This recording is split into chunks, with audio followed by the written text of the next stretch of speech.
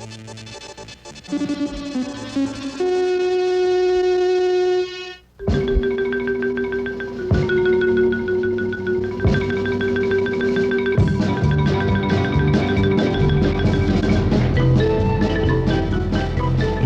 is Mark Radke and Coffee Conversation for a Thursday morning in Fort Collins. And I have four guests this morning from... Vietnam Veterans Against the War. Okay, I got it right now. Ralph, why don't you introduce the rest of the people? Robert Modisette is our Vice President, and Ken Tucker, also a Vietnam veteran, is our Treasurer, and then we have Mike Gard, also a member. Well, Robbie, do you want to explain it? Sure. Well, we're a group of Vietnam veterans. It is immoral, and it is ruining our country, and it is destroying and killing a lot of people. We have a lot of different ideas why we're against the war. Our unifying fact is we are against the war. There are people in the organization who feel the war was perpetrated under unjust and illegal reasons. There are people in the organization who feel the war was being fought for a good reason because we have not fought it to our fullest extent. We have fought a limited war where we've lost 50,000 men. Aspinall, Allet, Tunney, anyone we can think of that will allow us to talk with them and express our views on the Vietnam situation. We are going to go and camp on the lawn across the street from the White House, the Ellipse. We are going to turn in our war records, our DD-214s, and we're going to have these presented to Congress to prove that we are Vietnam veterans, what we have done in Vietnam. What we have accomplished in Vietnam is proved in the DD-214 by whatever medals we've received. I received 7 air medals. That is on my DD-214. That is going to go to Congress, and we're going to itemize the whole list of who was there, not the names of the people who were there, but the ranks of the people who were there, medals that were turned in, and that they were opposed to the war. When you see generals and people of this sort of stature opposed to the war, it must be something to people. Mike, would you like to go on a little bit about what we're doing? Well, I was a Marine in Vietnam. I served the same time Lew Walt did. I'm going to turn in a presidential unit citation and my Vietnam service ribbons. We are going to turn these into Congress as a gesture of our distaste and our shame, more or less, for having done what we were told to do. We are also going to go to Arlington and to lay a wreath for our comrades in arms who did not make it back from Vietnam alive. We are going to lobby also for better benefits for the GIs who have come back. Pretty messed up, either physically, mentally, both. There's GIs coming back with a tremendous drug habit. We want to help those guys. They're not receiving the proper care, and this has been documented by Life magazine and Reader's Digest. My reason for being in this organization is to put a stop to the war, which I feel badly about, and to go to Washington for some friends of mine who aren't going to be able to go anywhere anymore. I also want to stop the war for the Vietnamese. The Vietnamese have known nothing but war since World War II. And I think it's time that poor country had a chance to rebuild itself. And I don't think it's the duty of the United States to dictate to it. Yeah, in 1965 through 1966, I served in a medical unit, an evacuation hospital. I saw a lot of people come through there. Of course, a lot of them didn't make it. And when we speak of casualties in Vietnam, we tend to just forget that they, have families and people who are affected by their wounds and disabilities. So my basic reason for going is I would like to stop the war immediately.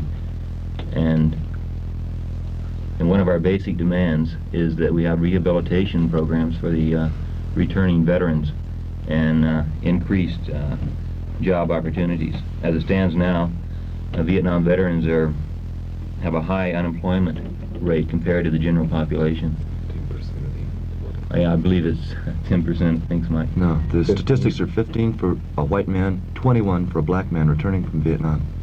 So these demands we don't feel are too unreasonable, and we hope they'll be met by our lobbying action in Washington. I want to explain that for equal time I wore my war medallion today. I might explain where I got this. A friend of mine was stationed in the Air Force Base in Thailand at Udon Thani, and they banned all peace medallions, which everybody was wearing, and so they started issuing war medallions, and finally they banned them too, and they became the joke of the base. But the question I want to ask is, possibly Mike, I'm sure, enlisted, and I don't know if you other gentlemen enlisted or were drafted or what. I enlisted. I enlisted. And drafted.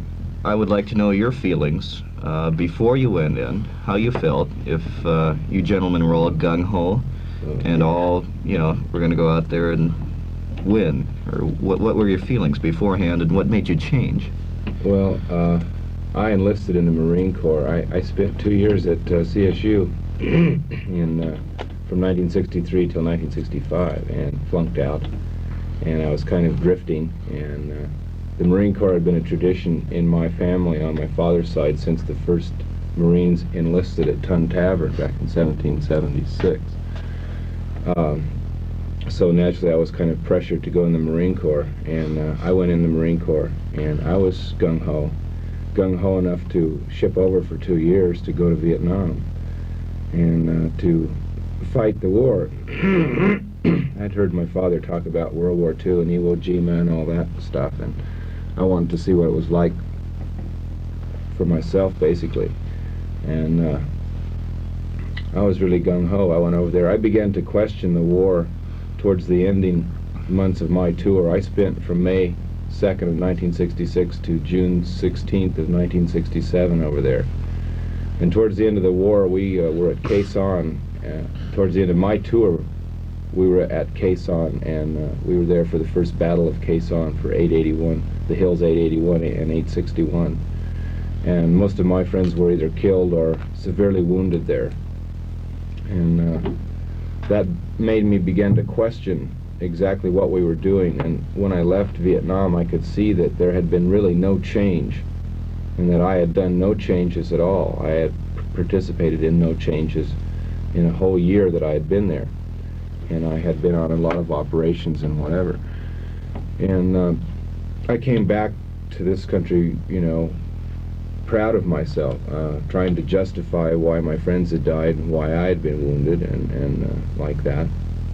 And I wanted to kill hippies and peace freaks and all this. And I was taken aside up here. I returned to school winter quarter of '68, and a Marine Corps veteran took me aside and told me just what the war was about, and showed me some of the volumes in the library by Bernard Fall and people like that. And once I started to study it, I could see that what I had done is wrong, and that I began to feel very guilty about what I had done. So I went from extreme hawk to extreme, well, I won't say that I'm really a dove. I'll say that I'm opposed to war, and because labels are so easy to apply to people. And I am opposed to this war, and as a matter of fact, I think I'm becoming opposed to just about all wars, because they don't ever accomplish anything. Perhaps World War II accomplished something, but this is not the day and age of World War II, and a lot of the older veterans don't realize that. So I ran the gamut, you know. I joined, volunteered to go to Vietnam, volunteered to stay in the Marine Corps an extra number of years to go to Vietnam, and was a hawk, was all for the war. And now I'm going to Washington to protest the war, my involvement, to protest against any more people being killed, and to, I guess you could classify me as a pacifist. Yeah. I think I'm almost the classic example of what the service does to the young person. I got out of high school in 1965. I was drifting. I didn't want to go to college at the time. I didn't know what to do, so I volunteered for the Army. I got into the Army. I didn't know anything about the war, but I did know that I wanted to do something exciting. So I volunteered to fly with helicopters. I got 4.5 months of helicopter training so I could be a mechanic on a helicopter. I volunteered for Vietnam, and I went to Vietnam in February of 1967, late February. I got into Vietnam. I flew with a helicopter gunship. A gunship carries 48 rockets. These rockets carry, I think it's a 2.5-pound explosive warhead. We also carried 500 grenades in what's called an M5 grenade launcher, a machine gun grenade launcher, if you can imagine that, plus the door guns, which carried 2,000 rounds of ammunition apiece. I was over there. I saw a lot of my friends die, and I saw a lot of things going on. I never really questioned them. The only time I really started to question what I had done and what the country was doing is when I came back to this country. And, like, as I said, I was very involved, and I did things that a man in the Second World War would have been proud to have done. I came back, not intellectualizing about it at all, but I didn't have a proud feeling of what I'd done. I just was I wasn't embarrassed at the time. I was just not, I wasn't proud, and I knew I wasn't proud, and I started to wonder, why am I not proud? I did a good job. I worked hard, and I accomplished something I thought, but I wasn't proud of it. So I started to question, and over the years, it's taken me 4.5 years to come to the realization what I had done is wrong. And that's one of the hardest things for so many people, is to see your friends die and have people wounded. A lot of them are wounded themselves, and they have to feel to have done a good thing because they've invested so much of their life. And to realize that they've done a wrong thing is a tremendous psychological blow. And that's what we are trying to reach the people about. What this war is about, what it's doing to South Vietnam, what it's doing to the American people in South Vietnam, what it's doing to this country here, the polarization, alienation, where young people and old people, liberal and conservative, violently hate each other. And it's a terrible, terrible thing. We feel if we can help to bring about the end of the war more speedily, we might be able to decrease some of this hatred and some of this alienation that is tearing our country apart, this cancer that we've all felt, we all know. And so that's why we are here now, investing an awful lot of time to work for this matter. And there's one point that we feel is highly relevant. We have been to Vietnam. They can't get us back again. So myself is investing a full month of my time to work against something that, except for moral reasons, has no real impact on me. I can't have to go back to Vietnam. There's no way they can force me to. It's the people of the community, the sons, your brothers, your boyfriends, who are going to have to go to Vietnam and die. President Nixon says, well, we're going to withdraw from Vietnam slowly. We're going to save our pride. We're going to get out, yes, but we're going to do it slowly. We've got to get the Vietnamization program to work. One, I think the Laotian invasion proved the Vietnamization program isn't going anywhere. The crack troops of the South Vietnamese army got massacred. And I think we all know what happened there. And, well, the one thing that really upsets me is if we are going to get out of Vietnam, if we're going to quit, Nixon has said we're going to quit, why don't we quit tomorrow so we don't lose another 1,000 Americans? Why? I just don't know. We're quitting. He said we're quitting. We all know we're quitting, but we're going to lose more men. We want to stop losing the men. The end result is going to be the same. The South Vietnamese government, the Saigon regime, does not have popular support. In one way or the other, they're going to be overthrown. This is my judgment after studying the Saigon regime as a graduate student here. The end result is going to be the same, so I question the validity of sending more men and more material and more money, more lives going to be lost, more lives wasted as a result of the war. Ken, you were drafted. What did you feel? Well, I was drafted in '64, the year of the Gulf of Tonkin resolution, and I went to Vietnam in '65. I really had no opinion at all. I thought the Army was an undesirable experience that everyone had to go through. And I didn't start questioning it. I didn't even know I was going there until we got about 1,000 miles off the coast of Vietnam. And I was stationed in an evacuation hospital. I started questioning it when I saw the number of casualties coming in, the endless number of casualties. There seemed to be no end to it. You'd read in the local Army paper about a certain operation and the number of dead and wounded, and then you could tell from the number of people coming in the hospital that somehow that they weren't telling exactly what happened, the operation. And I saw several villages bombed, one accidentally and the other intentionally, and these things, and plus I talked to a lot of Vietnamese people who are suffering from inflation and increased black market activity, and these things just started making me think about what the heck I was doing there. And at that time I started questioning. I started writing letters back home to relatives and trying to catch on what's happening back in the States. And these things combined made me question it. I got out of the Army and I participated in a lot of demonstrations. And, none of them were ever effective. But we hope this lobbying action in Washington, the 19th to the 23rd, will do something. It's the first time in history any large group of Vietnam veterans, or any veterans at all, have protested at war while the war has continued. And we hope it will be effective. Ralph?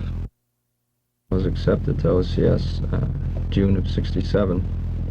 I didn't know too much background of Vietnam at the time. During June of '67, 3 OCS academies were closed down due to a scandal, which I won't get into. One of them happened to be the one that I was assigned to, so I continued as an enlistee, and at Fort Sam Houston I was training as a corpsman in the medical corps. And I started to read and study quite a bit about Vietnam, and I saw all the inequities of it. They offered me a direct commission as a second lieutenant at Fort Sam Houston, which I turned down because by that time I was totally against supporting an institution which is carrying on that type of war. Well, I did end up going to Vietnam anyway, and I served 11 months there. Luckily, I was assigned in a rear area where I was able to meet and learn Vietnamese. I lived in a Vietnamese establishment. I gained the respect of the people, and in return learned exactly how they felt about the war and about Americans there. How do they feel about that?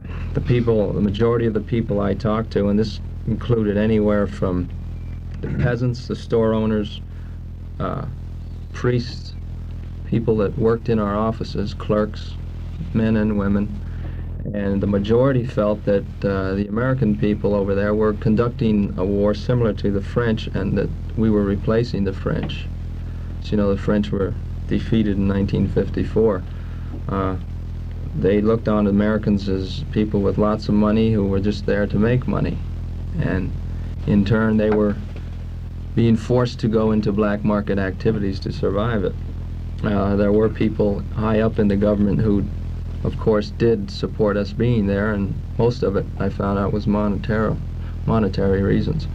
The people just want to live a normal life. The people in the country want to have their land, be able to farm their land without being bombed, without being shot at.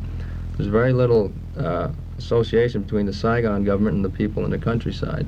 The structure in the village hamlet is unique. It's been in existence for over 2,000 years, and it is carried on more of a democratic level than our own city governments right here in the United States. This was what was amazing to me.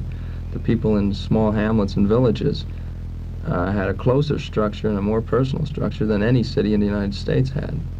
And yet Saigon government sends out officials from Saigon, foreigners, to the village, and exact taxes from the people. The people resent this.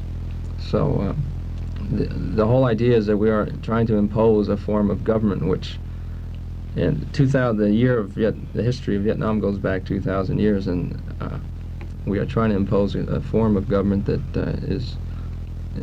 just doesn't seem to work, because the people don't want that type of government.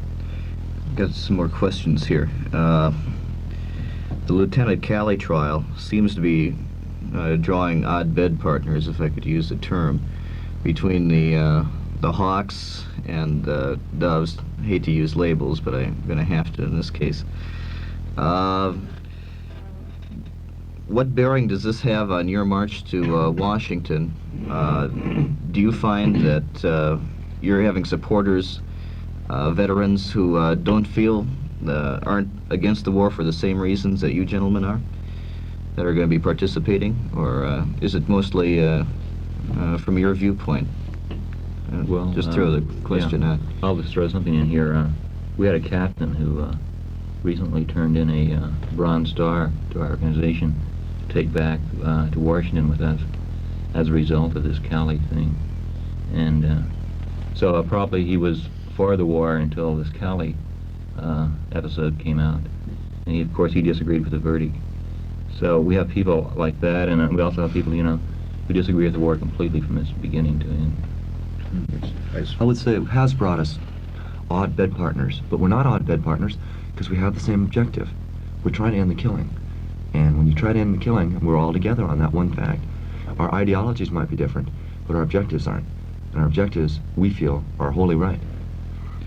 The President said last night in his address, he mapped it out, he sketched it out, and put it on paper and said, this is what I'm going to do. And I got the impression he was trying to. Isn't there plans for a student demonstration on May Day also, for about where they're planning to have about 500,000 hopefully. Yes. And with your demonstration announced already coming up, and I'm sure they're preparing for you already. And I felt that he was trying to say, don't come, people, because I've made up my mind, and whatever you say isn't going to change my mind anyway. What do you feel about that? Do you feel that you're lame ducks now, or? Well, I don't like to use the word demonstration, because the Vietnam Veterans Against the War are going to go to Washington for a week and direct our activities to the Congress, not to President Nixon, because in our form of government, the Congress is supposed to have the controls over the executive. So we are going to lobby for 5 days, get in to see our state representatives, our senators, and break down into state delegations among the veterans and talk to these people. These are supposed to be the elected officials that represent the people in the country. So we are not directing anything toward President Nixon, because we feel that it would be hopeless. Maybe the Congress could influence him. I'd just like to mention that next Thursday here in Fort Collins, the Vietnam veterans plan to march from down North College Avenue down to the War Memorial on LaPorte and College, and this is in memoriam to the Vietnam dead. We will lay a wreath at the memorial, and there won't be any speeches or anything. It's just going to be a solemn occasion, and anybody who cares to join us in town or on campus, we would appreciate it very much. This is strictly a non-political move. We are just want to show our respect and honor for those brothers who have died in Vietnam. Yeah, we're paying honor to the people of Fort Collins who have died in South Vietnam. There are men here that have died. We want to pay our respect. I don't know any of them personally, but I know people like them, and we want to pay our tribute because we feel this is something we should do. As a group, we're inviting anyone that wants to attend. Please attend, because we're going for one purpose, to honor the Vietnam dead from America. Gentlemen, sorry we're out of time. I'd like to go on, but hope we could have you all. Yeah. There is one other thing that we haven't stressed, and we feel is one of the most important parts of our organization and our movement in Washington, and that is nonviolence. We are going to be totally nonviolent. We are going to strive for that point more than anything else. We feel if there is violence, it's going to destroy our credibility, and so we are working very hard. We're going to have marshals, and we're just going to emphasize nonviolence to everyone. We've all seen enough violence in our lifetimes to last us for the rest of our lifetimes. Exactly, Mike. I'd like to have you all back after you get back from Washington and see what happened, see how it went, and I wish you luck. Thank you. Thank you. Thanks for being here this morning, and until tomorrow morning at 10:05, this is Mark Recchi and Coffee Conversation saying, have a good day. Serving Northern Colorado from Colorado State University, KCSU-FM, Fort Collins.